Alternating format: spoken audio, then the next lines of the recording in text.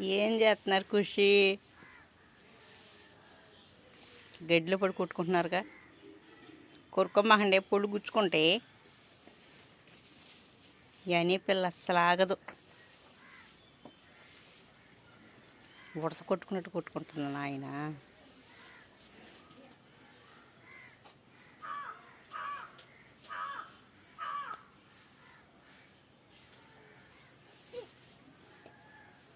ఏమైనా కొరుకుతుందో వస్తే అంత ఉందా నీ మొహం మీద? ఎందుకే దానికి కిలికి తన్నులు తింటావు?